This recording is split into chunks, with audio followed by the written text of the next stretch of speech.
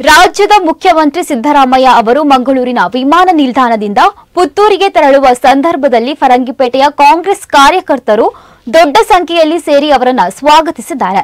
CM ಕಾರಿನಿಂದ ಇಳಿದು ಗೌರವ ಸ್ವೀಕರಿಸಿ ಜೊತೆಗೆ ಫರಂಗಿಪೇಟೆಯಲ್ಲಿ ಆಟದ ಮೈದಾನವೊಂದನ್ನು ನಿರ್ಮಿಸುವ ಹಾಗೂ ಇತರ ಬೇಡಿಕೆಗಳ ಪಟ್ಟಿಯನ್ನ ಮನವಿಯನ್ನ ಅವರಿಗೆ ನೀಡಲಾಗಿದೆ.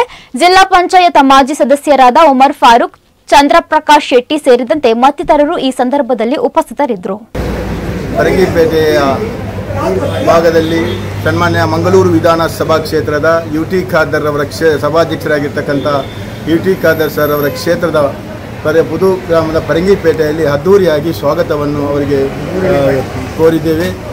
ಅವರು ಪ್ರಥಮವಾಗಿ ಮುಖ್ಯಮಂತ್ರಿಯಾದಂಥ ಕಳೆದ ಬಾರಿ ಮುಖ್ಯಮಂತ್ರಿಯಾದ ಸಂದರ್ಭದಲ್ಲೂ ಕೂಡ ಇದೇ ಭಾಗದಲ್ಲಿ ಬಹಳ ಅದ್ದೂರಿಯಾಗಿ ಸ್ವಾಗತವನ್ನು ನಾವು ಕೋರಿದ್ದೀವಿ.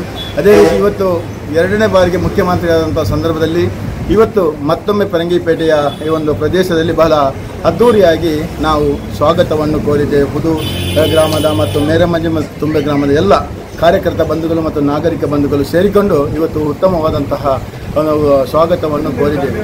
ಅದರೊಂದಿಗೆ ಸನ್ಮಾನ್ಯ ಯುಟಿ ಖಾದರ್ ಸರ್ ಅವರ ಕ್ಷೇತ್ರದ ಎಲ್ಲ ಅಭಿವೃದ್ಧಿ ಕಾರ್ಯಗಳಲ್ಲಿ ತನ್ನನ್ನು ಬಹಳಷ್ಟು ಸಹಕಾರವನ್ನು ನೀಡಿರ್ತಕ್ಕಂಥ ಸನ್ಮಾನ್ಯ ಸಿದ್ದರಾಮಯ್ಯ ಸರ್ ಅವರು ನಮ್ಮ ಕೆಲವೊಂದು ಮನವಿಗಳು ಕೂಡ ನಮ್ಮ ಗ್ರಾಮದ ಕೆಲವೊಂದು ಮನವಿಗಳು ಕೂಡ ಇತ್ತು. ಅದರಲ್ಲಿ ಪ್ರಥಮವಾಗಿ